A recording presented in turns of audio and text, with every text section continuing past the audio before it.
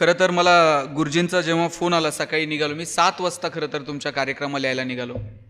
काल मुंबईवरनं उशिरा चंदननगरला येऊन मुक्काम केला आणि आळेफाट्याला बेले मार्गे आल्यानंतर आधी एक 10 मिनिट फक्त डुकला लागला आणि नारायणगावकडं ड्रायव्हरनं गाडी वळवायची, तर तो संगमनेरकडे अर्धा पाऊण तास पुढे गेल्यानंतर मी गुरुजींचा फोन येत होता, लवकर या. मी ड्रायव्हरला म्हटलं जरा फास्ट घे. त्यानं फास्ट संगमनेरपर्यंत गाडी घेऊन गेला. अर्ध्या तासानं डोळे उघडल्यानंतर लक्षात आलं की आयुष्यात फक्त वेग महत्त्वाचा नसतो, दिशाही महत्त्वाची असते. दिशा जर नसली तर वेगाचाही उपयोग होत नाही. आणि तुम्ही सगळीजण दिशा देणारी माणसं आहात. कितीतरी पिढ्यांना आजपर्यंत तुम्ही दिशा दिली आहे आणि यापुढेही तुम्ही ही दिशा देत राहणार आहात. काल युनेस्कोचा एक रिपोर्ट आपण सगळ्यांनी अहवाल वाचला असेल, ज्याच्यावरती गेले 2-3 दिवसापासून सातत्यानं चर्चा विचारमंथन सुरू आहे. आणि मोबाईलच्या जमान्यामध्ये, स्मार्टफोनच्या जमान्यामध्ये कितीही तंत्रज्ञान पुढं गेलं तर हे तंत्रज्ञान शिक्षकाची जागा कधीही भरून घेणार नाही. हे जगभरातल्या लोकांनी आपल्याला सांगितल्यावर आपल्याला कळायला लागतं. हे कुणीतरी बाहेरून येऊन सांगावं लागतं की बाबा रे, शिक्षकाची जागा कुणीही घेऊ शकणार नाही. आणि आपला देश असा आहे की या देशामध्ये शिक्षकाचं कायम अनन्यसाधारण महत्त्व राहिलेलं आहे. मी आत्ता मागच्या आठवड्यामध्ये उज्जैनला व्याख्यानाला गेलो होतो. ते व्याख्यान तिथे MITनं मोठा कॅम्पस केला आहे आणि तिथे संत ज्ञानेश्वर महाराजांचं तत्त्वज्ञान वगैरे या विषयावरती चर्चा करावी, काही बोलावं. त्या व्याख्यानाच्या निमित्तानं मी तिथं गेलो आणि तिथे सांदीपनींचा आश्रम आहे, जिथे भगवान श्रीकृष्ण येऊन सांदीपनींच्या आश्रमामध्ये ज्यांनी शिक्षण घेतलं. मला हेवा वाटतो, ज्या कृष्णानं जगाला गीता सांगितली, ज्या कृष्णानं सांगितलेली गीता हजारो वर्ष पुढचे कितीतरी लोक त्याचा अभ्यास करतायत. अस्वस्थ असणाऱ्या अर्जुनाला खरं तर गीता सांगितली होती आणि त्याला शस्त्र उचलायला भाग पाडलं. जी गीता केवळ अर्जुनासाठी सांगितली, ती गीता तुमच्या माझ्यासारख्या कितीतरी सर्वसामान्यांसाठी आयुष्यभर प्रेरणा देणारी ठरली. त्या कृष्णालाही आयुष्यात वाटलं की आपण गुरुग्रही जाऊन शिकलं पाहिजे. ज्यानं जगाचं ज्ञान दिलं त्यालाही वाटावं की नाही, मी पण गुरुच्या ग्रही जाऊन शिकलं पाहिजे. इतकं गुरुचं महत्त्व आहे. नाहीतर कृष्ण म्हणू शकला असता सांदीपनींना, मला काही गरज नाही आहे, मला ऑलरेडी गीता सांगायची आहे, मला खूप कामं आहेत, माझा कोर्स काय असेल तो आटपून टाका, थोडी जास्त फी घ्या पण सर्टिफिकेट द्या. पण कृष्ण असलं करत नाही. सुदामा ज्या आश्रमात शिकतो त्याच आश्रमामध्ये कृष्ण शिकतो. वशिष्ठ मुनींकडे जाऊन रामालाही शिक्षण घ्यावं लागतं. अयोध्येचा राजा आहे दशरथ, त्यालाही वाटतं की आपल्या मुलांनी जाऊन शिकावं. ज्या ज्ञानेश्वर महाराजांनी ज्ञानेश्वरीसारखा महान ग्रंथ प्राकृतमध्ये तुमच्या माझ्यासमोर मांडला, त्या ज्ञानेश्वर महाराजांचे वडील विठ्ठलपंत, त्यांचे आजी आजोबा गोविंदपंत आणि मीराबाई, त्यांनाही वाटतं की विठ्ठलपंतांनी पैठणला जावं. पैठण हे त्या काळचं मोठं विद्यापीठ होतं, तिथे जाऊन शिक्षण घ्यावं. शिक्षणाचं महत्त्व कालही होतं, आजही आहे आणि उद्याही असणार आहे. हा तंत्रज्ञान बदलत राहील. काळ्या रंगाचा फळा होता, त्याच्यावरती पांढऱ्या रंगाच्या खडूनं लिहावं लागत होतं. आता कदाचित हिरव्या रंगाचे फळे येतील, त्याच्यानंतर पांढऱ्या रंगाचे फळे येतील, खडूची जागा कदाचित तुमचा पेन घेईल. तंत्रज्ञान बदलत राहील. सारून घ्यावं लागत होतं शाळांमध्ये. मुली शनिवारी शेण मुलं गोळा करायचे, वर्गातल्या मुली सारून घ्यायच्या, बाई त्यांना मदत करत होत्या. प्रत्येक गोष्टीमध्ये बदल होत चाललेत. इन्फ्रास्ट्रक्चर बदलेल, AC क्लासरूम येतील, मुलं आता तुमच्या बेंचेसवरती बसायला लागतील. इन्फ्रास्ट्रक्चर बदलेल, तंत्रज्ञान बदलेल, सिलॅबस बदलेल, शिक्षणाच्या पद्धतीमध्ये बदल होईल. पण शिक्षकाचं महत्त्व मात्र कायम तेच राहणार आहे. शिक्षकाचं महत्त्व कधीही कमी होणार नाही. मी तुम्हाला ते वऱ्हाड निघालं लंडनला नाटक माहीत असेल. जगभरात त्या नाटकाचे प्रयोग झाले आणि देशपांडे, लक्ष्मण देशपांडेंनी जगभर प्रयोग केले. एका प्रयोगाला ते पत्नीसहित परदेशामध्ये गेले होते आणि तिकडून ज्यावेळेस ते निघाले, त्यांच्याकडे त्यांच्या प्रवासाची तिकिटाची हार्ड कॉपी त्यांच्याकडे नव्हती. आणि मग तिथे एअरपोर्टवर गेल्यानंतर त्यांना तो फॉर्म भरून द्यायला लावला. ठीक आहे, तुम्ही बसू शकाल प्लेनमध्ये, पण हा एक फॉर्म भरून द्या. आणि त्या फॉर्ममध्ये त्यांचं नाव, जन्मतारीख, अमुक, या सगळ्या गोष्टी आणि तुम्ही काय करता हा एक ऑप्शन होता. आणि ज्यावेळेस त्यांनी लिहिलं आय एम अ टीचर, त्या माणसानं सांगितलं इट्स ओके, तुम्हाला फॉर्म भरायची गरज नाही आहे, तुम्ही शिक्षक आहात, तुम्ही जाऊ शकता. ते म्हटले आयुष्यात मला शिक्षक असण्याचा एवढा अभिमान कधीच वाटला नव्हता जेवढा मला जर्मनीवरून भारतातपर्यंत येण्यात वाटला. मी त्या विमानामध्ये असं आयटीत बसलो, yes I am a teacher, आणि काय रिस्पेक्ट आहे माझा. मला सांगितलं की तुम्ही फॉर्म भरायची गरज नाही, तुम्ही सन्मानानं बसू शकता. मी परत भारतात उतरलो. भारतात उतरल्यानंतर परत प्रोसेस सुरू झाली. त्यांनी मला फॉर्म भरायला सांगितला. मी त्यांना सांगतोय आय एम अ टीचर. ते म्हटले म्हणूनच भरा.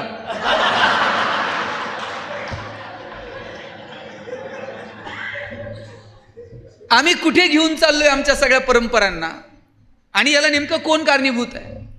हे बघा, शिक्षकाचं एक अधिष्ठान होतं, आजही ते आहे. येणाऱ्या काळामध्ये जर ते टिकवायचं असेल तर आपण शिक्षक आहोत याची जाणीव आपण कायम स्वतःला ठेवली पाहिजे. आणि माझा दावा आहे की इतकं पवित्र क्षेत्र दुसरं कोणतं नाही. काय एक साधं लहान लेकरू जर दुसऱ्या बाईनं जर म्हटलं बघू तुझं बाळ जरा हातात, आई ते पोरगं दुसऱ्याच्या हातात देताना 10 वेळा विचार करते. मानाला हात लावल, हा मानाला हात ठेव, मान आवटळल, अमुक कर तमुक कर. आपलं लेकरू 2 मिनिटासाठी कुणाच्या हातात द्यायचं असेल तर आई एवढा विचार करते. पण पालक त्याचं ते मूल तुमच्या स्वाधीन करतात, आणि त्यांना एक अपेक्षा असते की माझ्या पोराचं इथं कल्याण होणार आहे. आणि किती किती विश्वास आहे. स्वच्छता अभियानात मी काम केलंय. मला मॅपनं जरा इकडून फिरून आणलं. ह्या जुन्नरच्या रेस्ट हाऊसवर आम्ही 8-8 दिवस राहिलो. स्वच्छता अभियानामध्ये आनंद भंडारी साहेब इथे व्हिडिओ होते, आणि स्वच्छता अभियानामध्ये खूप काम केलं त्यावेळेला. आणि त्यावेळेस आम्ही शाळेत जाऊन सांगायचो की स्वच्छ राहिलं पाहिजे, मुलांना स्वच्छतेची सवय लावा. सचिन तेंडुलकरला गव्हर्नमेंटनं ब्रँड अँबॅसिडर केलं होतं. हात धुवा मोहीम आली होती. आम्ही त्या शाळेत जाऊन सांगायचो हात कसा धुवायचा. मग त्या हात धुण्याच्या काही स्टेप होत्या, आणि मग स्वच्छतेचा संदेश तो आम्ही त्या शाळेमध्ये चिटकून यायचो.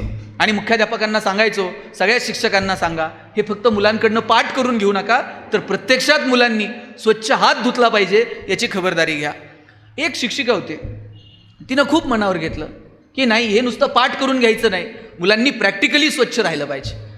त्या जेवणाच्या सुट्टीमध्ये त्या बाई बादली भरून आणायच्या, मग घेऊन यायच्या. जे हात धुत नाही त्याच्या हातावर स्वतः पाणी घालायच्या, हात धु. सगळा वर्ग आता हात धुवायला शिकलं होतं. पण गडबड अशी झाली, एकच पोरगं हातच धुवायचं नाही. बाई म्हणायच्या सगळा वर्ग हात धुतोय, हे का धुत नाही? बाईंनी त्याच्या मागं लागून त्याला हात धुवायला शिकवलं. पण झालं असं, ते पोरगं हात धुवायला शिकलं, हात धुवायचं आणि बाईंच्या पदरा लिहून हात पुसायचं. बाई म्हणल्या कुठून पस्तावा झाला, आणि याला मी हात धुवायला शिकवलं. त्या मुख्याध्यापकांकडे गेल्या आणि म्हटल्या मी ते सगळ्या वर्गाला तुमच्या सूचनेनुसार हात धुवायला शिकवलंय, पण एक पोरगं जरा डांबरट आहे, हात धुतंय आणि माझ्या पदरा लिहून पुसतंय. मुख्याध्यापक म्हटले एक काम करा, काळजी करू नका, आपण त्याच्या आईला बोलू. दुसऱ्या दिवशी त्याच्या आईला बोलवलं आणि आईला विचारलं, का हो तुमचा मुलगा घरी स्वच्छ हात धुतो का? आई म्हटली एरवी नव्हता धुत, पण 8 दिवस झाले जेवणाच्या अगोदर स्वच्छ हात धुत आहे. आणि विचारलं पुसतो कुठे? तिथे काही नॅपकिन टॉवेल काही ठेवलेलं असतं किंवा त्याच्या खिशात रुमाल असतो का? आई म्हणली कसलं नॅपकिन आणि कसलं टॉवेल, हात धुतंय आणि माझ्या पदरा लिहून हात पुसतंय. मुख्याध्यापकांनी विचारलं आणखी काही बदल तुमच्या मुलात झालेत का? म्हणे एक बदल झालाय. म्हणे काय झालं? म्हणे एरवी मी शेतावर जायला निघाले का कमरेला असा पदर खुचून जायचे, आंबाडा बांधून जायचे, केस कधी कधी विस्कटलेले असायचे. ते येत आहे म्हणते आई, पदर असा कमरेला नसतो खोचायचा. आमच्या बाई कशा पिन करून येतात तशी पिन बिन करून तिकडं शेतावर गेलं पाहिजे, आणि असा आंबाडा बिंबाडा विस्कटलेले केस ठेवायचे नाही.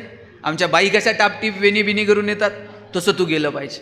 मुख्याध्यापकांनी त्या बाईंना सांगितलं, बाई तुम्ही किती नशिबवान आहात, हे पोरगं घरी गेल्यानंतर त्याच्या आईमध्ये त्याच्या बाईंना बघतं आणि शाळेत आल्यानंतर त्याच्या बाईंमध्ये.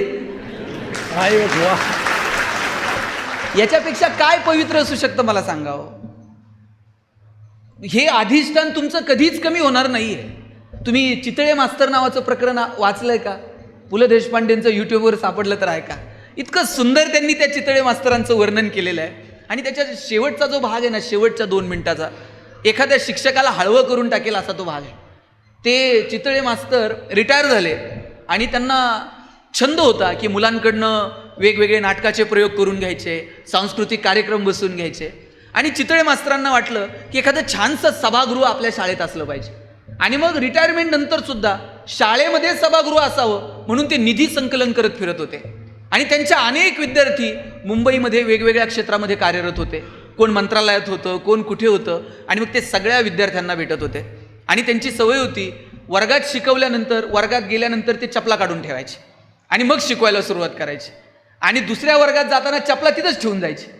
मग एखादं पोरगं ते चपला घ्यायचं आणि गुरुजींच्या मागं दुसऱ्या वर्गात घेऊन जायचं. गुरुजी म्हणायचे, अरे भरतानं 14 वर्ष रामाच्या पादुका सांभाळल्या, तुला माझ्या तासभर ठेवता आल्या नाही वर्गात. आणि असे चितळे मास्तरांचं वर्णन सुंदर पु ल देशपांडेंनी केलेलं आहे. आणि मग पुलं एका घरी जातात आणि त्याला सांगतात की असं असं आपण सुरू केलं आहे आणि मग तू त्याच्यासाठी काही मदत करशील का. एक दिवस त्या विद्यार्थ्याच्या घरी मुक्कामी थांबतात आणि मुक्कामी थांबल्यानंतर दुसऱ्या दिवशी जायला निघतात.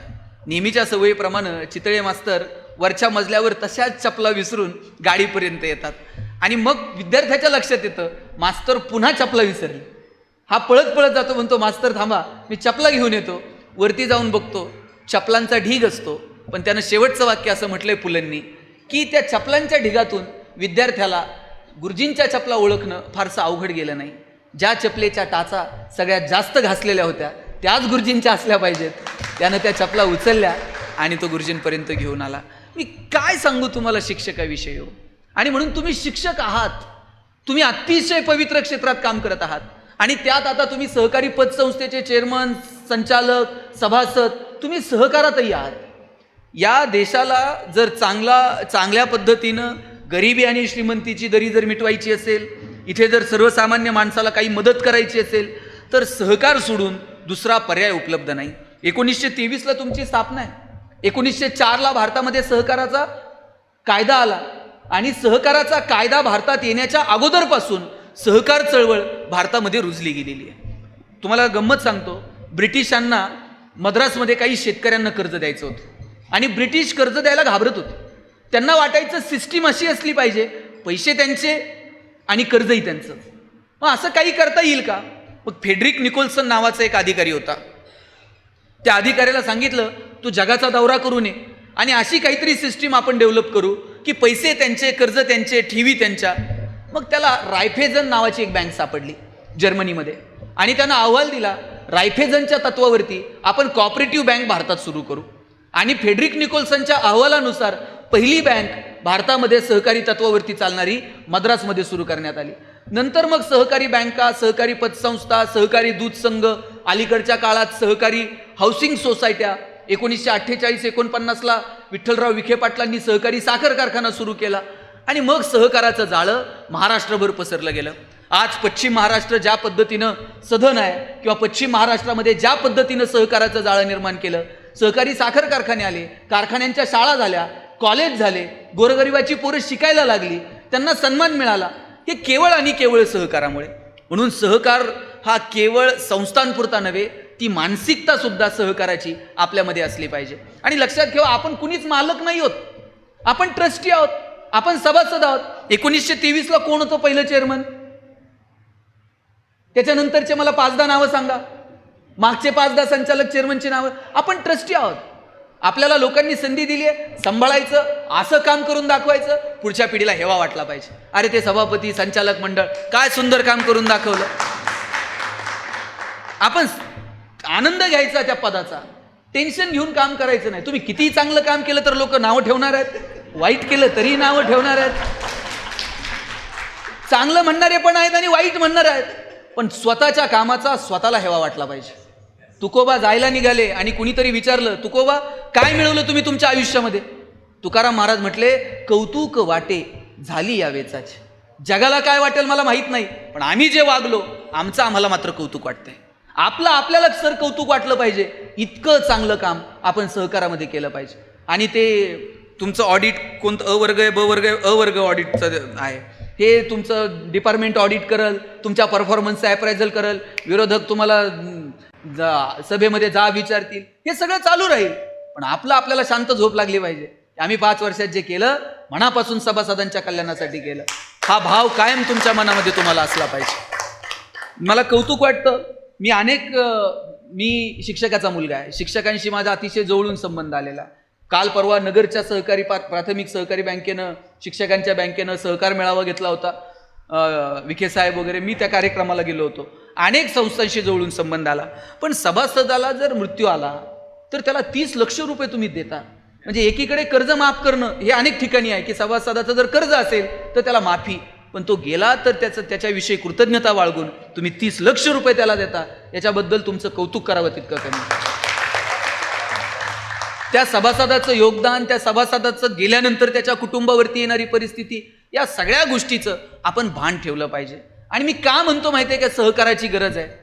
कोणतेही वाद मिटवता येतील, पण गरिबी आणि श्रीमंती वाद जर सुरू झाला तर तो मात्र मिटवता येत नाही. त्यासाठी सहकारी चळवळ गरजेची आहे. आजपर्यंत तुम्ही अनेक अहवाल बघा, रॉयल कमिशनचा अहवाल बघा, गोरवाल समितीचा अहवाल बघा. प्रत्येक अहवालामध्ये सहकाराविषयी टिप्पणी करताना प्रत्येक समितीचं एकच म्हणणं आहे, अद्याप भारतामध्ये म्हणावी तशी सहकारी चळवळ रुजलेली नाही, परंतु ग्रामीण भारताच्या विकासासाठी सहकार सोडून दुसरा पर्याय नाही. हे प्रत्येक अहवालात आहे, प्रत्येकाला कळतंय सहकार गरजेचं आहे, पण अद्यापही म्हणावी तशी सहकारी चळवळ आपल्याकडे रुजली नाही. त्याची कारणं मी तुम्हाला सांगतो. आपल्याकडे सहकारी संस्था खरं तर म्हणजे तुमची प्राथमिक संस्था, तुमचं सगळे पगारदार सभासद आहेत, तुमचं वसुलीला तुम्हाला काही विशेष प्रयत्न करावे लागणार नाही, ते सगळं होणार आहे. तुमच्या संस्था ज्या ज्या पगारदार संस्था आहेत त्या फायद्यातच आहेत. पण गावातल्या सोसायटीचं बघा बरं तुम्ही, काय गंमत आहे. गावातली सोसायटी, निम्म्या सोसायटी अनिष्ट तफावतीत. मी अनिष्ट तफावत एक वेळ समजू शकतो, पण साहेब 23,115 विविध कार्यकारी सोसायटी आहेत महाराष्ट्रात, त्यातल्या निम्म्या सोसायट्या तोट्यात, त्यातल्या बहुतांशी सोसायट्या निव्वळ पिशवीत आहेत. म्हणजे सोसायटी सापडायची म्हणलं तर सचिव सापडून आणावा लागतो, इकडून तिकडून सचिव सापडला तर त्याला पिशवी सापडावं लागते, मग पिशवीतून सोसायटी बाहेर येते. आणि त्या सोसायटीचा उपयोग काय? मार्केट कमिटीला मतदान, जिल्हा बँकेला मतदान, ठराव. बरं, त्यांच्याकडे सचिवाला पगार द्यायला पैसे नाहीत, पण इलेक्शन असं जोरात होतंय. खरं तर ती गावाच्या आर्थिक विकासाचा केंद्रबिंदू ठरायला पाहिजे होती, पण ती केवळ मतदानापुरती. कुठंतरी अंत्यविधीला गेल्यानंतर ते नाव येतंय, भावपूर्ण श्रद्धांजली वाहा. लग्नाला गेल्यानंतर कोणतरी नाव पुकारतंय, आशीर्वाद द्या. आम्ही या खोट्या प्रतिष्ठेत अडकून राहिलो. आणि म्हणून माझी जबाबदारी आहे की ह्या अशा ज्या अनिष्ट तफावत असलेल्या सोसायट्यांनी तुमच्यासारख्या सोसायट्यांना भेट दिली पाहिजे. काहीतरी वेगळं आम्हाला सभासदांसाठी करता येईल का? सहकारी आमची संस्था चांगल्या पद्धतीने आम्हाला चालवता येईल का? यासाठी प्रयत्न केले पाहिजे. येणारा काळ हा प्रचंड स्पर्धेचा काळ आहे. या स्पर्धेच्या काळात जर टिकायचं असेल, व्यावसायिकदृष्ट्या सहकारी संस्था म्हणून किंवा शिक्षक म्हणून विद्यार्थ्याच्या दृष्टीनं, जर येणाऱ्या काळात जर आपल्याला सगळ्यांना टिकायचं असेल तर आपल्याला तंत्रज्ञान आणि ज्ञानाच्या बाबतीत कायम अपडेटेड राहावं लागेल. तंत्रज्ञान बदलतंय, नवीन तंत्रज्ञान स्वीकारावं लागेल. ज्ञानाचे स्रोत बदलतात, आम्हाला ते स्वीकारावे लागतील. मोबाईल हिताचा नाही, कालचा रिपोर्ट आहे, पण विदिन अ सेकंड मोबाईलवरून तुम्ही जगापर्यंत पोहोचताय. तारतम्यानं त्याचं हाताळणं, तारतम्यानं तो वापरणं, कितपत वापरणं, याचे काहीतरी संहिता आपण आता ठरवून घ्याव्या लागणार आहेत. आणि म्हणून मी शिक्षक म्हणून आपल्या सगळ्यांना पहिल्यांदा विद्यार्थ्यांच्या पातळीवरती विनंती करेल, ज्ञानाच्या बाबतीत अपडेटेड राहा. तंत्रज्ञान बदलतंय, बदलत्या तंत्रज्ञानानुसार आपल्याला बदललं पाहिजे. जगभरातली विद्यापीठं भारतात येऊ पाहतात. आता तुमच्या माझ्या ज्ञानाला, तुमच्या माझ्या शिक्षणाला गावाच्या, तालुक्याच्या, जिल्ह्याच्या, राज्याच्या भिंती उरलेल्या नाहीत. 93-95ला आम्ही खुलं आर्थिक धोरण स्वीकारलं, गॅट करार स्वीकारला. व्यापाराला जशी बंधनं उरलेली नाहीत, तशी ज्ञानाला सुद्धा बंधनं उरलेली नाहीयेत. पोरांच्या हातात स्मार्टफोन आहेत, विदिन अ सेकंड ते जगापर्यंत पोहोचतात. आणि म्हणून या पोरांच्या बरोबरीनं जर चालायचं असेल तर आम्हाला ज्ञानाच्या बाबतीमध्ये तारतम्यानं वागावं लागेल. तंत्रज्ञान बदलतंय तसं बदललं पाहिजे.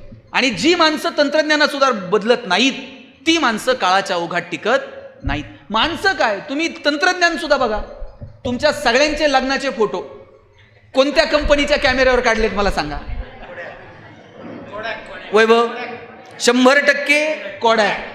असला जमाना होता कोडॅकचा, ते रोल संपायचा. 36 फोटो झाला, ते नेमके नवरा नवरी हार घालायला आणि याचा रोल संपायला एक वेळ त्याच्या थांबा थांबा थांबा थांबा रोल बदलतो. बरं, ते रोल धुवून आणायचा, कोणत्या नदीवर जात होतं कुणाच.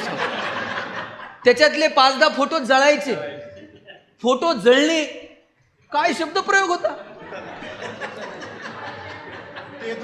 तुमचे फोटो बघून कुणीतरी जळणं मी समजू शकतो,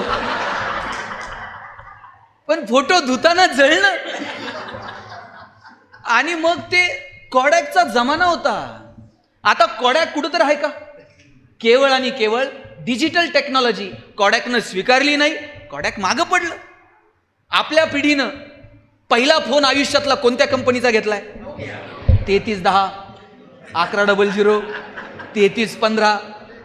नोकिया हा आपल्या पिढीचा आयुष्यातला पहिला फोन आहे. आता कुणाच्या तर खिशात नोकिया आहे का?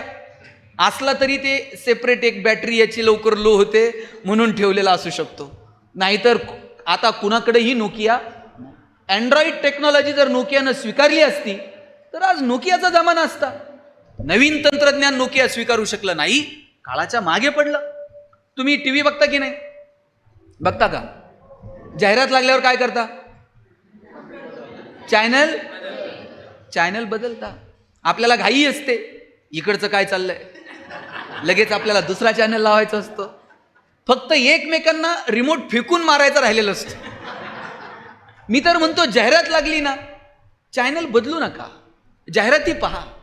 जाहिरातींमधून तुम्हाला कळतं की मार्केट कुठे चाललंय, मार्केटचे ट्रेंड कसे बदलतात. हे बदल आपल्याला जाहिरातीतनं तर कळतात. मला आठवतंय सर, रविवारी मराठी पिक्चर लागायचा टीव्हीला. धूमधडाका, थरथराट, लक्ष्मीकांत बेर्डे, अशोक सराफ, महेश कोठारे यायचा असा हातावर हात मारत, ओ डॅम इट. आणि मध्ये एक जाहिरात लागायची, आठवते का बघा? लाईफ बॉय है जहा. आता गुरुजीची जाहिरात पाठ आहे, आपल्या सगळ्यांची ती जाहिरात पाठ आहे. लाईफ बॉयचा जमाना होता. लोक दुकानात जाऊन साबण द्या नव्हती म्हणत, लाईफ बॉय द्या म्हणायची. एवढी मोनोपोली होती लाईफ बॉयची. आणि लाईफ बॉयच्या जाहिरातीमध्ये फुटबॉल खेळणारी पोरं दाखवली होती. भारतात कधीतरी फुटबॉलची क्रेज होती का? भारतात जनरली क्रिकेटची क्रेज होती.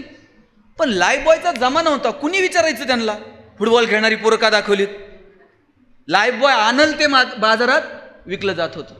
लाल रंगाचा ठोकळा साबण होता. त्यानंतर लक्स मार्केटमध्ये आला. राजा हिंदुस्तानी पिक्चर एकदम हिट झालेला. करिश्मा कपूर एकदम फॉर्ममध्ये होती. लक्सनं करिश्मा कपूरला ब्रँड अँबॅसिडर केलं. आता लक्सनं करिश्माला ब्रँड अँबॅसिडर केलं, फुटबॉल खेळणाऱ्या पोरांकडे कोण बघतंय का? लक्सला कळलं की मार्केटला काय लागतंय. आता लाईफ बॉयनं सुद्धा ठरवलं, आपण सुद्धा काळ आणि वेळेनुसार बदललं पाहिजे.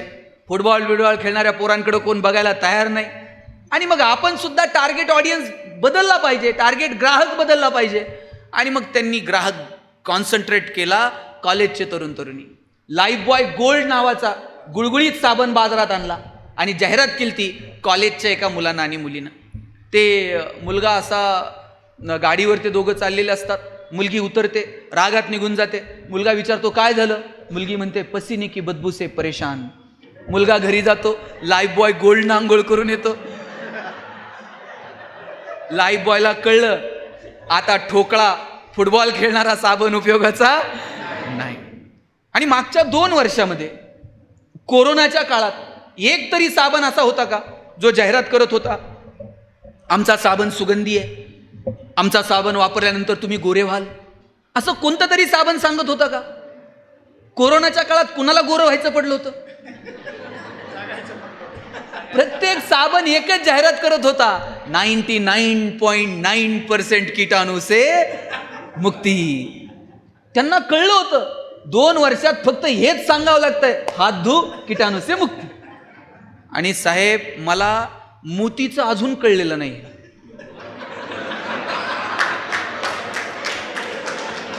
ते वर्षभर कुठं असतंय कुणास ठाऊक, ते दिवाळीलाच येते. उठा उठा, त्यानं ठरवून घेतलंय वर्षभर प्रोडक्शन करायचं आणि मार्केट आपलं दिवाळीला कॅप्चर करायचं. गरीबातला गरीब आणि श्रीमंतातला श्रीमंत माणूस मोतीनं आंघोळ केल्याशिवाय त्याला दिवाळी साजरी केल्यासारखं वाटत नाही.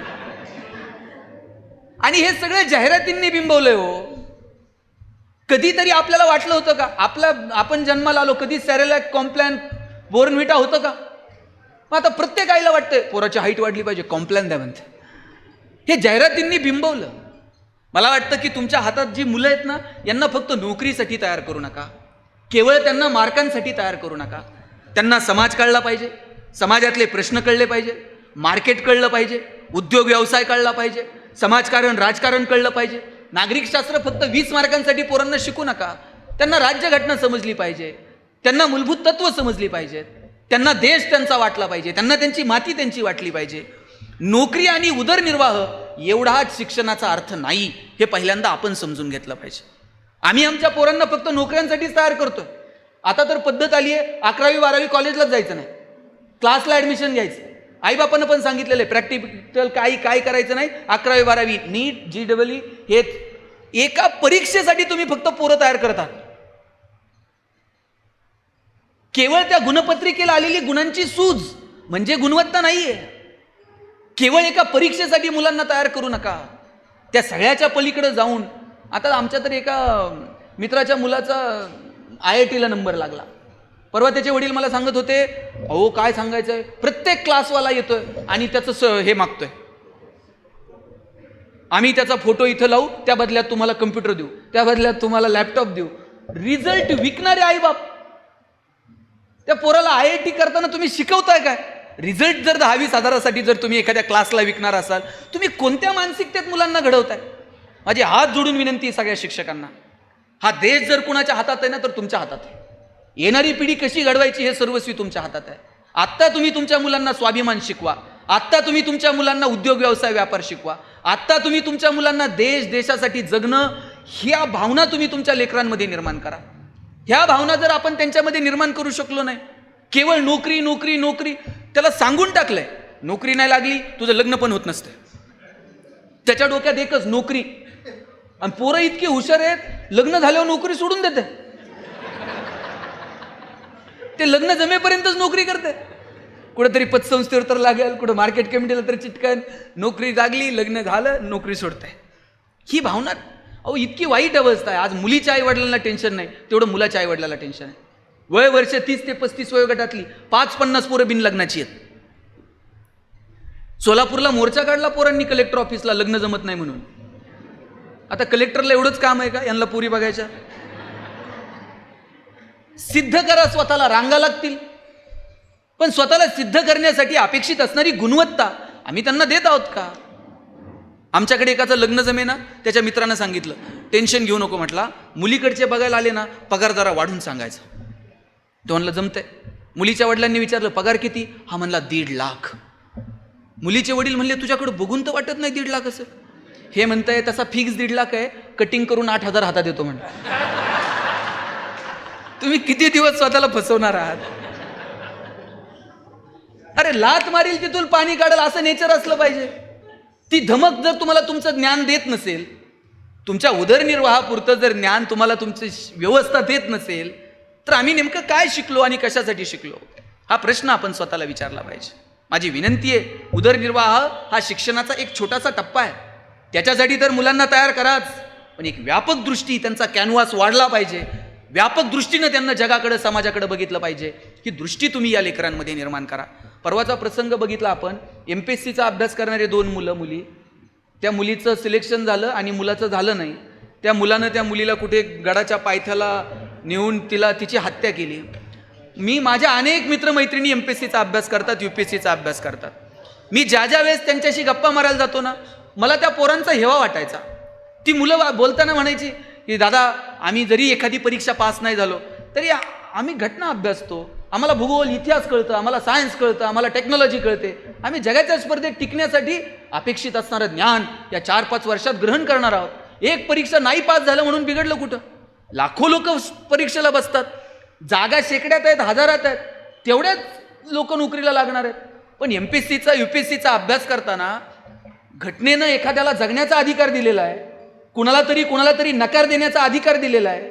तुम्ही जर कुणाचा नकार पचवू शकत नाहीत, कुणातरी एखाद्या मुलीचा जगण्याचा अधिकार तुम्ही तिला देऊ शकत नाहीत, तुम्ही कसला डोंबल्याचा MPSCचा अभ्यास करता? मला वाटतं ही दृष्टी आपण आपल्या मुलामुलींमध्ये निर्माण केली पाहिजे. कालचं प्रकरण बघितलं मणिपूरचं, काय तुमच्यात मतमतांतर असतील 2 गटांमध्ये, कुठलं सरकार असेल नसेल तिथे काय माहीत नाही, पण जर एखादा आपला द्वेष व्यक्त करत असताना तुम्ही जर एखाद्या महिलेवरती अन्याय अत्याचार करत असताल तर काय आम्ही जगतो नेमकं? माणूस म्हणून आम्हाला आमच्याकडे स्वतःच्या अंतर्मनात डोकवायची लाज वाटली पाहिजे. माझी कळकळीनं तुम्हा सगळ्यांना विनंती आहे. हे बघा, एका रात्रीत जग बदलणार नाही, पण तुमच्या हातातली 10-20 पोरं आहेत ना, ती मात्र सुंदर जगतील. त्यांना मात्र देश कळेल. एका रात्रीत तुम्ही सगळा समाज बदलू शकत नाहीत. एका रात्रीत तुम्ही सगळी, मी सुद्धा भाषणं करायला लागलो, मला वाटलं आपण फार भारी काहीतरी करायला लागलो. एक दिवशी वडिलांना म्हटलं, कशासाठी भाषणं करायची? समाजात जर बदलत नसेल तर हा वेळ का वाया घालवायचा? वडील म्हणले, समाज बदलल तेव्हा बदल. बोलून बोलून तू एकटा जरी सुधारला ना,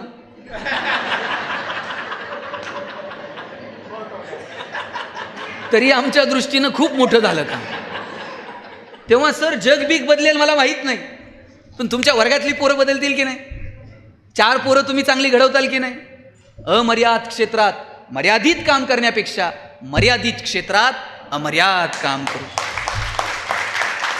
आपलं क्षेत्र छोटं असेल, माझ्या वर्गापुरतं असेल, माझ्या शाळेपुरतं असेल, माझ्या तालुक्यापुरतं असेल, पण इतकं सुंदर काम करेल की माझा मला हेवा वाटला पाहिजे.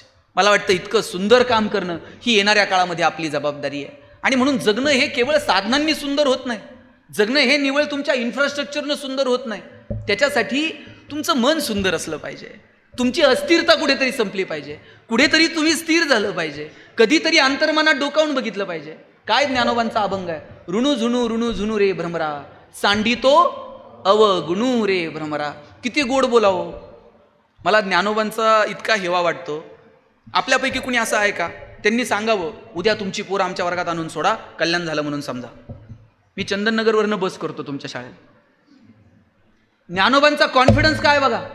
तरी अवधान ऐकले दीजे, मग सर्व सुखासी पात्र होईजे, हे प्रतिज्ञोत्तर माझे उघड ऐका. ज्ञानोबा काय म्हणतात, माझ्याकडे फक्त लक्ष देऊन बघा, मी प्रतिज्ञा घेऊन सांगतो, सगळी सुख तुमच्या दारात लोळून घेतील. अवघाची संसार सुखाचा करीन, आनंदे भरीन तिन्ही लोका. आणि हे कोण म्हणतं? ज्यांच्या वाट्याला लोकांनी सुख येऊ दिलं नाही, आनंद येऊ दिला नाही, ते ज्ञानोबा प्रतिज्ञा कर. काय प्रतिज्ञा आहे ज्ञानोबांची? अवघाची संसार सुखाचा करीन, आनंदे भरीन तिन्ही लोका. आपल्याकडे शाळेत रोज प्रतिज्ञा असते. भारत माझा, सारे भारतीय माझे, रोज असते, पाठ आहे आपली. प्रतिज्ञा रोज घ्यायची गोष्ट आहे का?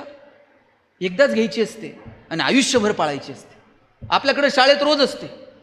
कारणही तसंच आहे. सरांना माहीत असते, ते इसरतंय रात्रीतनं, उद्या परत द्यावी लागणार आहे. त्याच्या पुढं गोष्टीच इतक्या आहेत, ते कालची प्रतिज्ञा विसरून जाते. मला ज्ञानोबांचा हेवा वाटतो की तुम्ही एकदा लक्ष देऊन बघा, सगळी सुख तुमच्या दारात लोळून घेतील. सगळा संसार मी आनंदानं भरून टाकेल. हा कॉन्फिडन्स, हा आत्मविश्वास शिक्षक म्हणून आपल्याकडे असला पाहिजे की मी माझ्या पोरांचं जगणं सुंदर करणार आहे. माझी पोरं कर्तबगार होतील याच्यासाठी मी अहोरात्र काम करणार आहे. बघा, दूधवाला तुमच्याकडे दूध द्यायला येतो की नाही? दूध देताना ते माप ओततंय, तुमचं लक्ष कशाकडे असतं? त्याच्या मापाकडे असतं. ते पण गुरुजी पहिल्या मापाकडे नसतं, त्याच्यानंतर एक ते दूधवाला फुकटची धार टाकतं वरतून. आपलं लक्ष त्या दुसऱ्या धारेकडे असतं. पहिलं माप तर त्याच्या बापाला ओतावं लागल, पण नंतरचं ते स्वखुशीनं ओततं, ते त्यानं ओतलं की नाही याच्याकडे आपलं लक्ष असतं. तुम्हाला सिलेबस कंप्लीट करावं लागेल की नाही? शासनाच्या परिपत्रकानुसार कामं करावी लागतील की नाही? पण या सगळ्याच्या पलीकडे जाऊन तुम्ही एक वेगळी धार तुमच्या लेकरांसाठी ओतता का? मला वाटतं याच्याकडे समाजाचं लक्ष असतं. आणि समाजाच्या CCTVमध्ये आपण येऊ किंवा न येऊ माहीत नाही, पण वरतून एक CCTV मात्र 24 तास आपलं ऑब्झर्वेशन करत असतो. त्या CCTVतून कुणीही सुटत नाही. एक वेळ देव लय दयाळू आहे साहेब, ते माफ करून टाकल, पण कर्म दयाळू नाही. जगात कुणाच्या बापाला घाबरायचं नाही, घाबरायचं तर स्वतःच्या कर्माला घाबरायचं. कारण कधी ना कधी ते वसुलीला येतं, आणि ते एकदा वसुलीला आलं का मग कुणाचाच वशीला चालत नाही. म्हणून घाबरायचं तर कर्माला घाबरावं, प्रामाणिकपणे काम करावं. आपल्याला ज्या क्षेत्रात आपण आहोत त्या क्षेत्रासाठी स्वतःला झोकून द्यावं. समाजामध्ये आपली ओळख त्या क्षेत्रासाठी, त्या कामासाठी झाली पाहिजे. असं काम मला वाटतं येणाऱ्या काळामध्ये आपण केलं पाहिजे. आणि मी पुन्हा पुन्हा सांगतो, नोकरीच्या पलीकडे जाऊन तुम्ही तुमच्या मुलामुलींना विचार करायला लावा. त्यांच्यामध्ये बचतीची सवय निर्माण करा. एक शाळा आहे, त्या शाळेमध्ये त्यांनी एक बँक सुरू केली. शाळेतली बँक आहे. एका मुलाला त्यांनी मॅनेजर केलं आहे, एका मुलाला क्लर्क केलं आहे, कुणाला तरी अकाउंटंट केलं आहे. त्यांच्यामध्ये बचतीचे पासबुक तयार केलेत शाळेनं. ते मुलं त्यात 2 रुपये 5 रुपये 10 रुपये बचत खात्यात टाकतात. कुणाला कर्ज लागलं तर कर्जाचा फॉर्म भरून देतात, विड्रॉलचा फॉर्म भरायला लागली, त्यांना चेक डिपॉझिट करणं कळायला लागलं. सगळं खोटं खोटं आहे. पण शाळेमध्ये त्यांनी एक छोटीशी बँक सुरू केली आणि दर शनिवारी 1 तास फक्त बँक सुरू असते. त्या 1 तासामध्ये त्यांना व्यवहार कळायला लागले. अहो, कॉमर्समध्ये ग्रॅज्युएट झालेल्या पोराला बँकेत डीडी काढता येत नाही आज, पण पोरांना व्यवहार कळला. कर्जासाठी काय करावं लागतं, उद्योग व्यवसायासाठी काय करावं लागतं. त्या शाळेमध्ये त्या शिक्षकांनी आणखी एक उपक्रम राबवलाय. 6 महिन्यातनं एकदा बाजार भरतो. मुलं त्यांच्याकडे जे जे आहे, अनेक शाळांमध्ये आता ते होतं की ते मुलं काहीतरी घेऊन येतात. नफा मिळवण्यासाठी काय करावं लागतं, सकाळी उठून किती कष्ट करावे लागतात, एका एका रुपयाची किंमत पोरांना कळायला लागली. हिरोशिमा आणि नागासाकी उद्ध्वस्त झालं, पण परत जपान ताटमानीनं उभं राहिलं. का जपान ताटमानीनं उभं राहिलं? तिथल्या लिंबू टिंबू पोरांच्या जोरावरती जपान उभं राहिलं. त्या पोरांमध्ये उद्योजकता, व्यावसायिकता, देश निष्ठा हे नसानसत भरलंय त्यांच्या.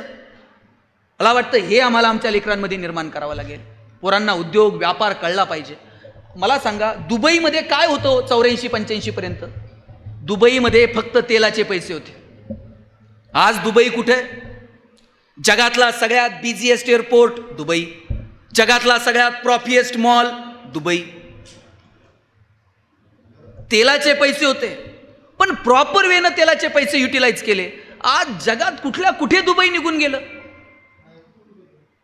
बुर्ज खलिफा म्हणून एक इमारत आहे, शेकडो मजले काही सेकंदात वर घेऊन जातात, खाली घेऊन येतात. लोक वर जाऊन खाली यायला हजारो रुपयाचे तिकीट काढतात. पर्यटनाच्या क्षेत्रात दुबई कुठच्या कुठे निघून गेलं. मग आम्ही आमच्या पोरांच्या समोर पर्यटन हा व्यवसाय म्हणून का ठेवू शकत नाहीत? जगभरातल्या लोकांना वाटलं पाहिजे शिवाजी राजांचं जन्मस्थळ आहे जुन्नर, आपण केलं पाहिजे. त्याच्यासाठी आवश्यक ती प्रमोशन, आवश्यक त्या ॲडव्हर्टायझिंगच्या स्ट्रॅटेजीज आम्ही वापरल्या पाहिजेत. मी जेजुरीला गेलो होतो. 2-4 पोरं जेजुरी गडाचे फोटो काढत होते. म्हटलं काय करता रे पोरांनो फोटो काढून? ते पोरगं मला म्हणते, दादा किती दिवस बॅनर लावायचे, चलो दुबईन चलो सिंगापूर. म्हटलं मग? म्हणलं मी दुबईत बॅनर लावणार आहे, चलो जेजुरी. दुबईतली लोक जेजुरीत आणतो का नाही बघा म्हटलं. आणि म्हटलं ते येतील, तू करणार काय? काय नाही म्हणला, खालून वर गडाव त्यांना पाय पाय घेऊन जाणार, आणि एकदा का ते घामाघूम झाले मग त्यांना लेक्चर देणार किती कॅलरीज बर्न झाल्या. आणि रात्री म्हणला 2-2 हजार रुपये तिकीट काढून त्यांना जागरण गोंधळ ऐकायला लावतो का नाही बघा म्हटलं. हे आलं पाहिजे मुलांमध्ये. उद्योग व्यवसायाचे अनेक ऑप्शन आपण पोरांच्या समोर ठेवले पाहिजेत. कधीतरी गावातला एखादा साधा किराणा दुकानदार असेल त्याला शाळेत बोलवा, त्याच्याबरोबर मुलांचे इंटरॅक्शन करून घ्या. सुरुवातीला व्यवसाय केला, 5 डबे आणून मांडले होते, किती भांडवल लागलं, कुठून पैसे उपलब्ध केले, बँकेनं तुला कधी कर्ज दिलं, कर्ज देण्यासाठी तुला काय करावं लागलं, तुझा व्यवहार नीट ठेवावा लागला, सिबिल रेकॉर्ड नीट ठेवाल, हे पोरांना आत्तापासून सांगा. जिद्द बिद्द व्यवसायात लागते, पण रेकॉर्ड पण लागतं, व्यवहार पण नीट लागतो. आजच्या जमान्यामध्ये कोणता माणूस चांगला असा प्रश्न जर मला कोणी विचारला, या जातीतला, त्या धर्मातला, या गावातला, त्या देशातला, सापझोट. ज्याचा व्यवहार चांगला तो आजच्या जमान्यातला माणूस चांगला. तुकोबांनी सांगितलं, जोडून या धन उत्तम व्यवहारे. आमचा व्यवहार उत्तम असला पाहिजे. आणि माझे वडील तर मला सांगतात, वाईट मार्गाने मिळवलेलं धन म्हणजे प्रेतावरची फुलं आहेत, हसूही देत नाहीत आणि रडूही देत नाहीत. चांगल्या मार्गाने जेवढं कमवता येईल तेवढं कमवायचं आणि त्याचा आनंद घ्यायचा. काहींकडे ढिगाण आहे पण आनंद घ्यायला वेळ नाही, इतके बिझी काय करायचं मला कळत नाही. परवा एक जण मला म्हटलं श्वास घ्यायला वेळ नाही. म्हणलं सोडून दे, जगायचंय कशासाठी? श्वास घ्यायला जर वेळ नसेल तर. ढिगाणं पैसे आहेत पण आनंद नाही. ते सेव्हिंग करणार, FD करणार, अमुक करणार, तमुक करणार, प्लॉट घेणार, कुठलं तरी LICचा एजंट होणार, काही करणार. पैशाला पैसे कमवा, पुरुषार्थ आहे, पैसे कमवायला कोण नाही, पण त्याचा आनंद पण घ्या. आमच्याकडे एक जण इतके पैसे आहेत त्याच्याकडं पण आनंद नाही, आणि त्याच्या घरातले शिपाई हसत हसत येते, आणि हे कायम टेन्शनमध्ये तोंड बारीक करून. याला एक दिवशी वाईट वाटलं, म्हटला एवढे पैसे आहेत आपल्याकडे आनंद नाही. यानं बॅग भरली पैशाची आणि सगळी पैशाची बॅग घेऊन दुकानात गेला आणि दुकानदाराला म्हणला, अख्खी बॅग तुम्हाला ठेवा पण थोडा आनंद द्या म्हणले. दुकानदार म्हणला, आनंद विकत मिळत नाही बाबा. त्यांना तुमच्या दुकानात नसेल, दुसऱ्या दुकानात गेला, सगळ्या दुकानं पार पाडली, एकाही दुकानात आनंद विकत मिळला नाही. शेवटी एका महाराजांकडे गेला आणि म्हणला, महाराज अख्खी बॅग ठेवा आनंद द्या. महाराज म्हणले काय बॅगमध्ये? पैसे आहेत म्हटला. आणि चैन उघड. पठ्ठ्यानं चैन उघडली. आज सगळ्या 2-2 हजाराच्या नोटा. महाराज म्हणले हरकत नाही, 30 सप्टेंबरपर्यंत चालतात म्हटले. महाराज म्हणले आनंद पाहिजे? म्हणले हो. चैन लाव. चैन लावली बॅगची. डोळे झाक. मी सांगेल तोपर्यंत डोळे उघडायचे नाही. आनंदच आनंद म्हणले तुझ्या आयुष्यात. यानं डोळे झाकले. 5 मिनिटानं डोळे उघडले. बॅग नाही, महाराज नाही. महाराज थेट नगर. हे डोळे उघडून बघताय, महाराज नाही, बॅग नाही. इकडं तिकडं पळायला लागला, आरडाओरडा करायला लागला. महाराज गेले, बॅग घेऊन गेले. रस्त्यानं जाणाऱ्या लोकांना विचारायचं महाराज बघितले का? लोक हसायची. म्हणला हे सगळं गाव महाराजाला सामील आहे, सगळ्यांनी मिळून मला फसवलंय म्हणला. शेवटी रडत रडत एका झाडाच्या खाली जाऊन बसला आणि रडता रडता त्याची नजर रस्त्याच्या पलीकडे गेली. रस्त्याच्या पलीकडे एक झाड होतं आणि त्या झाडाच्या खाली त्याला त्याची बॅग दिसली. बॅग दिसल्याबरोबर पळतच गेला. बॅग उचलली. बॅग उचलल्याबरोबर पहिल्यांदा काय केलं असेल त्यानं? चैन उघडली. चैन उघडून बघताय, पैसे जसेच्या तसे, एक नोट खालीवर नाही. चैन लावली. बॅग अशी छातीला कवटाळली आणि म्हटला एवढा आनंद मला माझ्या आयुष्यात कधी झाला नव्हता. झाडाच्या मागं लपलेले महाराज बाहेर आले आणि म्हणले तुला हेच तर पाहिजे होतं, तू कुठे शोधत होता? आपण इकडे तिकडे आनंद शोधत राहतो. आनंद आत आहे, अंतर्मनात आहे. आणि हे सगळ्यांना माहिती आहे. आपल्याला माहित नाही का हो, साधनं हे माणसाचं आयुष्य सोपं करतील, सुलभ करतील, सुखी करतीलच असं? केवळ साधनांवरती जर सुख असतं, केवळ पैशांवर जर सुख असतं, जगातली सगळी श्रीमंत माणसं सुखी झाली असती आणि गरिबाच्या वाट्याला सुख आलंच नसतं. पण तसं नाही आहे. साधनांनी माणसाचं आयुष्य सोपं होईल, सुलभ होईल, पण सुखी होईलच याची खात्री नाही. आणि हे सगळ्यांना माहिती आहे. सुख इकडं तिकडं नाही आहे, ते अंतर्मनात आहे. पण तरी सुद्धा माणूस अंतर्मनात डोकावत नाही. ते इकडं तिकडंच बघल, इकडं मिळतंय का, तिकडं मिळतंय का. तो बाहेर शोधत बसतो पण आत डोकावत नाही. आणि त्याचं कारण आहे माणूस घाबरतो. त्याला असं वाटतं इथं नाही मिळालं तर तिथं जाईन, पंढरपूरला नाही तर बालाजीला जाईल, बालाजीला नाही तर महाकालला जाईल, महाकालला नाही तर वैष्णोदेवीला जाईल, तिथं नाही तर फॉरेनला सिंगापूरला जाईल, सिंगापूरला नाही तर दुबईला जाईल. ते बाहेर शोधत बसतो, इथं नाही तर तिथं, तिथं नाही तर इथं. त्याला माहीत आहे बाहेर ऑप्शन आहेत, पण आज सापडलं नाही तर मग मात्र ऑप्शन नाही. ते घाबरतो, आज सापडलं नाही तर काय, आणि म्हणून तो अंतर्मनात डोकवायचं धाडस करत नाही. एक रेल्वेनं प्रवास करणारा माणूस होता. उतरला प्लॅटफॉर्मवरती आणि टीसीनं त्याला पकडलं आणि टीसीनं विचारलं तिकीट कुठे आहे? त्यानं पॅन्टच्या खिशात, उजव्या खिशात बघितलं, डाव्या खिशात बघितलं, मागच्या खिशांमध्ये बघितलं. परत परत तेच खिसे उलटे पालटे करून बघत होता. 10 वेळा त्यानं सगळे खिसे बघितले, पण वरच्या खिशाकडे काय बघितलं नाही. ते शेजारचा एक माणूस म्हणला सगळे खिसे पॅन्टचे बघतात, जरा शर्टच्या खिशात बघा. ते म्हणला मला माहिती आहे. तिथं नाही सापडलं मग संपलंच की म्हणला सगळं. तिथं सापडलं नाही तर दुसरं ऑप्शन नाही, म्हणून तिथं बघायचं नाही. माणसाची गफलत तिथे. त्याला माहित आहे अंतर्मनात आहे, पण सापडलं नाही तर काय, ह्या प्रश्नचिन्हासाठी तो इकडे तिकडे शोधत बसतो. म्हणून आपल्याला तो जसा कळतो ना तसा हा पण कळला पाहिजे. तुम्ही बघा, ज्ञानोबांनी हरिपाठ सांगितला. हरिपाठामध्ये एक ध्रुवपद आहे, तो हा विठ्ठल बरवा, तो हा माधव बरवा. किती गोड आहे सगळा हरिपाठ. हरिपाठातलं ध्रुवपद आहे, तो हा विठ्ठल, तो हा माधव. ध्रुवपद कशाला म्हणतो आपण? जे आढळ आहे. 27-28 अभंगांमधलं हे ध्रुवपद आढळ आहे. तो हा आपण असं म्हणतो, तो हा विठ्ठल बरवा. पण तो आणि हा हे 2 शब्द आहेत. तो आणि हा एकमेकांपेक्षा वेगळा नाही. तुम्हाला तो कळलाय, आता हा कळणं गरजेचं आहे. आणि नुसता हा कळून पण उपयोग नाही, तोही कळला पाहिजे. कमरेवर हात देऊन उभा असणारा विटेवरचा पांडुरंग आणि आपल्या हृदयात असणारा एकमेकांपेक्षा वेगळा नाही. तुम्हाला तो कळला नाही तर हा कळणार नाही, आणि हा कळला नाही तर तो उमगणार नाही. तो चुकला तर हा चुकतो. म्हणून तो आणि हा दोन्हीही समजून घेतले पाहिजे. तुम्हाला समजेल असं आता जास्त वेळ घेत नाही, एक 5 मिनिट घेतो शेवटचे. एक दृष्टांत सांगतो तुम्हाला, पटेल असा. एक शेतकरी होता. व्यापाऱ्याकडे जायचा, 1 किलो साखर विकर काहीतरी घेऊन यायचा आणि त्याच्या बदल्यामध्ये त्याला 1 किलो लोणी द्यायचा. 9-10 वर्ष दोघांचा व्यवहार चालू होता. कधीही व्यापाऱ्यानं शेतकऱ्याकडनं लोणी मोजून घेतलं नाही. 9-10 वर्षानंतर त्याला वाटलं आपण फार आंधळा विश्वास याच्यावर ठेवतोय, आपण कधीच लोणी मोजून घेत नाही, आज आपण लोणी मोजलं पाहिजे. त्यानं लोणी मोजलं आणि ते 900 ग्रॅम भरलं. आता मात्र ह्याला चिडचिड झाली.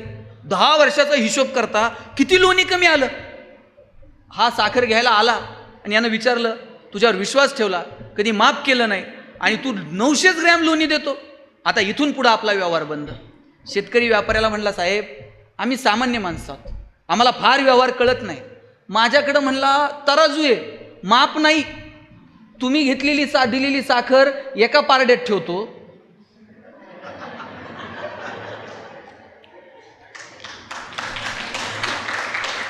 आणि तेवढ्या मापाचं लोणी तुम्हाला देतो. तो चुकला म्हणून हा चुकला, तो चुकला तर हा चुकतो. म्हणून ज्ञानोबांनी सांगितलं, तो हा विठ्ठल बरवा, तो हा माधव बरवा. खूप गोड आहे हो. काय ज्ञानोबांकडनं शिकावं. ज्ञानोबांनी सांगितलं कसं बोलावं. साच आणि मवाळ, मितुले आणि रसाळ, शब्द जैसे कल्लोळ अमृताचे, अमृताचे कल्लोळ बाहेर पडावेत असं बोला. आपण कसं बोलतो, आपल्या बोलण्याला अरे कसं बोललं पाहिजे. आपलं बोलणं म्हणजे पेशंट चेक करायला डॉक्टर आले, डॉक्टर पेशंटला सांगत होते चांगलं चुंगलं खात जा, खाण्यापिण्यावर 2 रुपये खर्च करा. बायको बाहेर पळत आली आणि डॉक्टरला म्हणली, डॉक्टर तुम्हीच सांगा यांना, खायला प्यायला पैसे खर्च करत नाही. मग म्हणे असं डॉक्टरच्या मढ्यावर पैसे घालावं लागतो. काय संवाद आहे. शब्द जैसे कल्लोळ अमृताचे. काय बोलतो आपण. चांगलं बोला, एकमेकांचा सन्मान ठेवा, एकमेकांशी प्रेमानं वागा. काय लागतो जगायला. आयुष्य खूप सुंदर आहे, त्या सुंदर आयुष्याचा आनंद घ्यायला शिका. तुम्ही सकाळी खूप लवकर आलात म्हणून तुमचा जास्त वेळ घेत नाही. 5 मिनिट फक्त मी शेवटचे बोलतो, चालेल ना? 5 मिनिट ओके. मला 2 गोष्टी फक्त नमूद करायच्या. आयुष्य हे तारतम्यानं जगता आलं पाहिजे. हेवे दावे रुसवे फुगवे सगळ्या नात्यांमध्ये असतात. नातीसुद्धा आपल्याला जपता आली पाहिजेत. विद्यार्थी, शिक्षक, कुटुंब, ह्या सगळ्या गोष्टी आपल्याला जगता आल्या पाहिजेत. भगवान श्रीकृष्ण करंगळीवरती पर्वत उचलतात आणि बासरी मात्र 2 हातांनी घट्ट पकडतात. ज्याला करंगळीवरती पर्वत उचलता येतो त्यानं बासरी तर अशी गरगर फिरवली असती की नाही, पण करंगळीवरती गोवर्धन उचलणारा कृष्ण बासरी मात्र 2 हातांनी घट्ट पकडतो. कारण काय.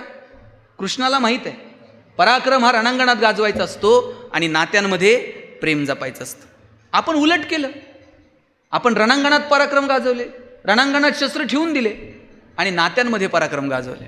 परवा एक जण मला म्हटला 10 वर्ष झाले भावाच्या दारात गेलं नाही. म्हटलं काय पराक्रम आहे. 10 वर्ष झालं बहिणीचं तोंड बघितलं नाही. म्हटलं ती गेल्यावर जाशील साडी बिडी घेऊन, शेवटची साडी चोळी भावाची असती म्हणे. तिला कळतं का भाऊ आलाय रडतोय, शेवटची साडी चोळी घेऊन आलाय. गेल्यानंतर कितीही कौतुक केलं त्या माणसाचं, त्याच्या कानापर्यंत पोहोचतं का. त्याच्या कानापर्यंत ते जात नाही. माणसं गेल्यानंतर मांडी देतात. अहो तुम्ही स्वयंपाक करत असताना फोडणी देताना तेल उडलं अंगावरती तरी वेदना होतात. आपण तर गेलेल्या शरीराला अग्नीचा डाव देतो, त्याला त्या अग्नीचा दाह कळत नाही. तुम्ही घातलेल्या वाऱ्याची झुळूक त्याला कळेल, तुम्ही दिलेल्या मांडीचा स्पर्श त्याला कळेल. तुम्ही दिलेल्या मांडीचा स्पर्श कळत नाही आणि वाऱ्याची झुळूकही त्याच्यापर्यंत पोहोचत नाही. जिवंत आहे तोपर्यंत भेटा, जिवंत आहेत तोपर्यंत स्पर्श ठेवा. जोपर्यंत स्पर्श आहेत तोपर्यंत नाती आहेत. आपण आपल्या कामामध्ये व्यस्त असतो, आई कुठंतरी गावाकडे असते आणि आई कधीतरी फोन करते, बाई आम्ही आहोत ना तोपर्यंत येत चला.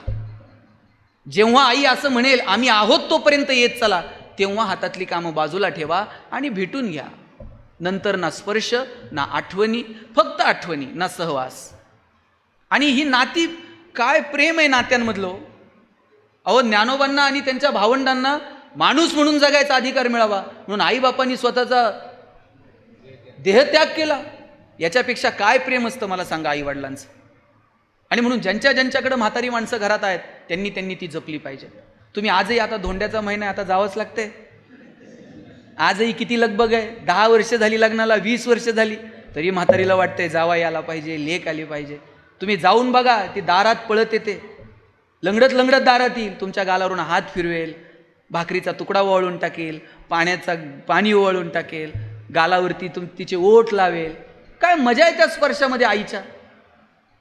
लेकुराचे हित वाहे माऊलीचे चित्त, ऐसी कळवळ्याची जाती करी लाभा विन प्रीती.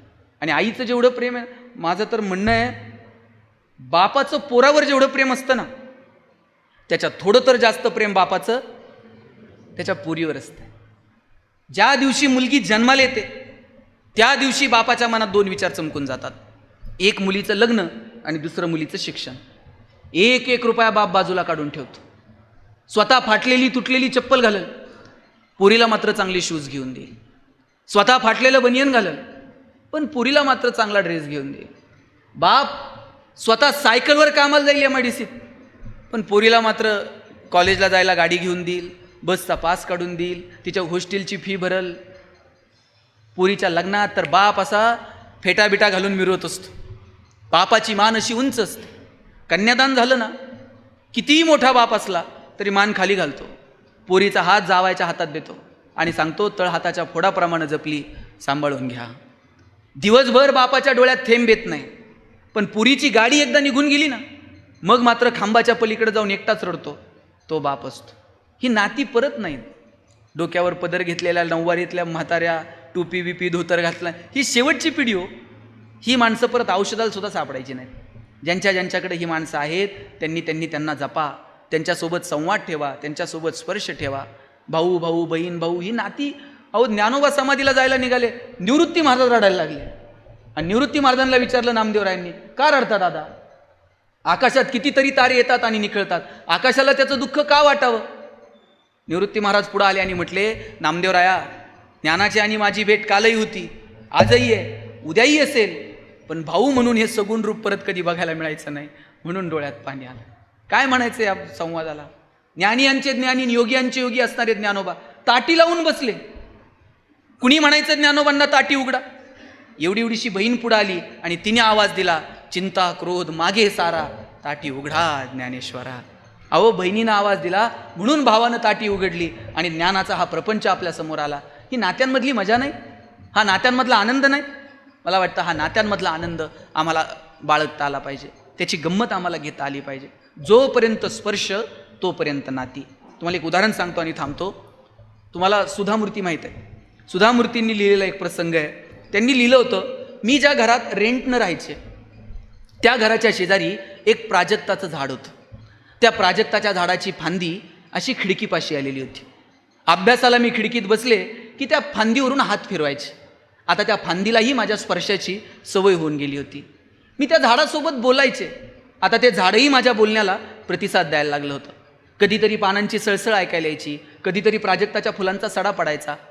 पण घर रेंटचं होतं, कधीतरी सोडावं लागणार होतं.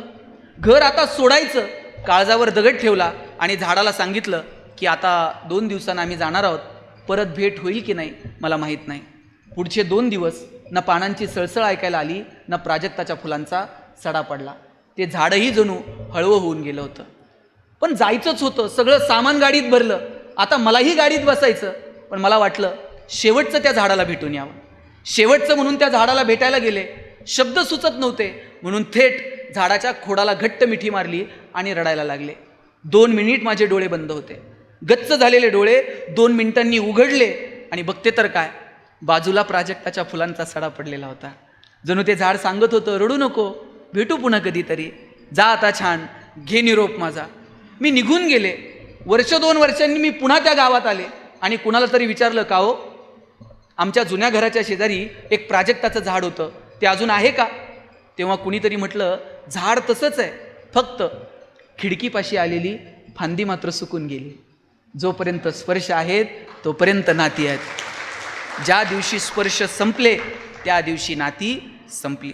म्हणून तो स्पर्श, त्या स्पर्शातली मजा, त्यातलं ते पावित्र्य आपण कायम जपण्याचा प्रयत्न येणाऱ्या काळात केला पाहिजे.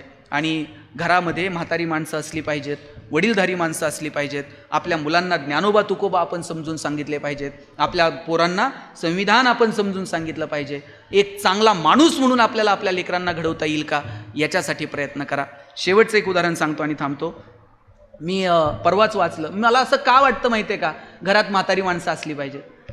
आजोबा, आजी, नातू, आता ही शेवटची पिढी असं आहे ज्यांच्याकडे काही नाती शिल्लक आहेत. आता येणाऱ्या पिढीला मावशी मिळणार नाही, चुलता मिळणार नाही. आपल्याकडं म्हण होती, आई मोरो आणि आता मावशी नाही. पोरं बापाकडे हट्ट करत नव्हती, तेवढं चुलत्याकडे करायची.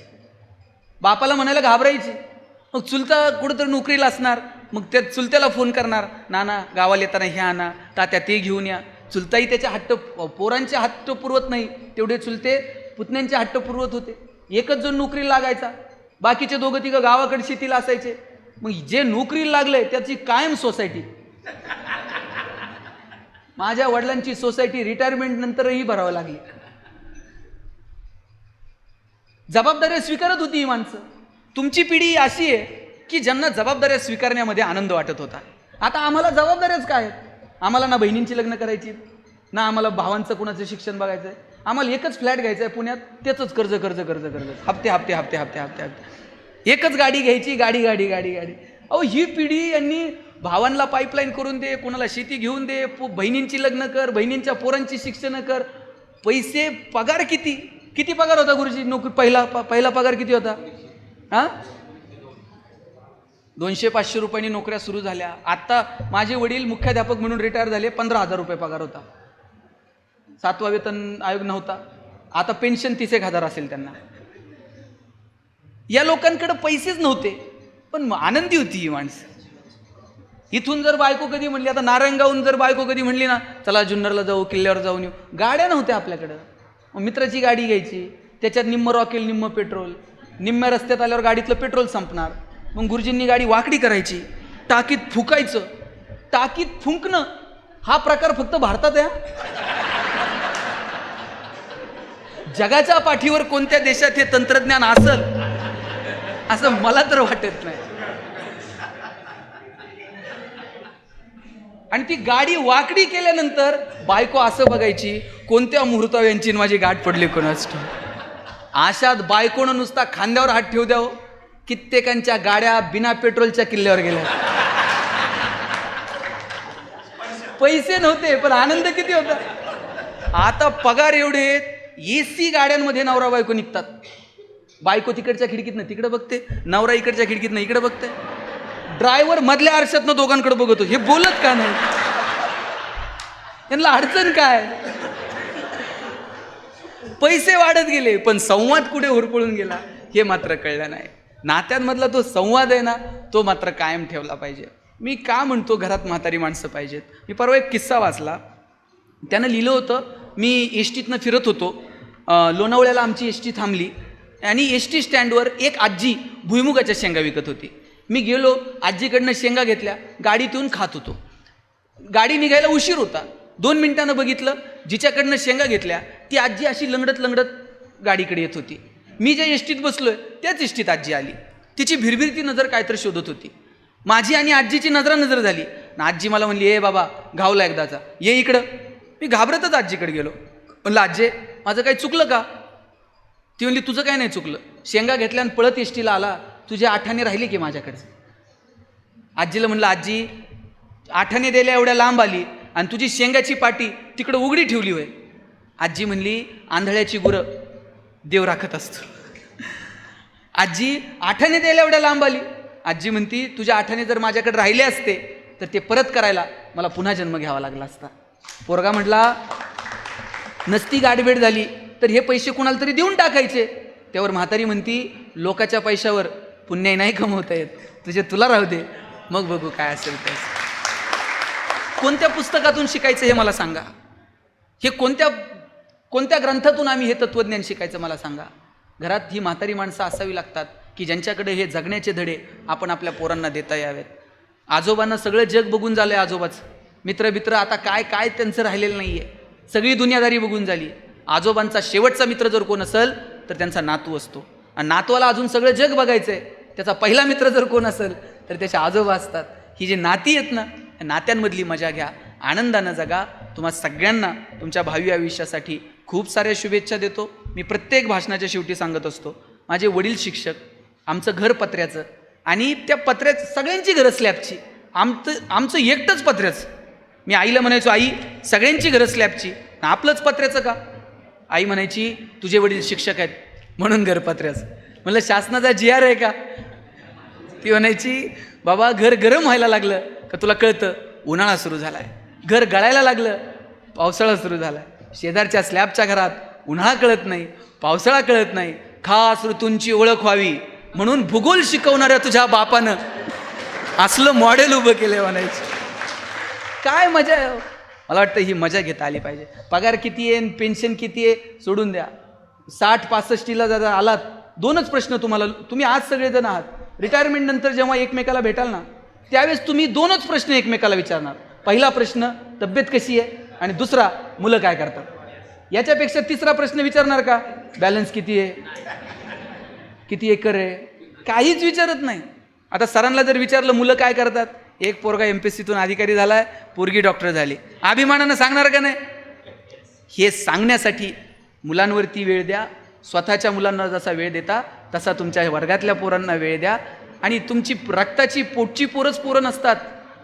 यातला एखादा अधिकारी होऊ द्या आणि तुम्ही रिटायरमेंट नंतर भाजी मंडईमध्ये दिसा, गाडी थांबून ते पायाला हात लावतोय का नाही बघा तुमच्या. हे फक्त तुमच्या नशिबात आहे. आणि म्हणून तुम्ही हे सगळेजण आनंदानं कराल अशी अपेक्षा बाळगतो. खूप शुभेच्छा देतो. हसत राहा. आल्यापासून मी दोघं तिघं बघतोय हसलेच नाहीत. ते हसावं वाटलं तरी शेजारी बघणार, तो का हसत नाही.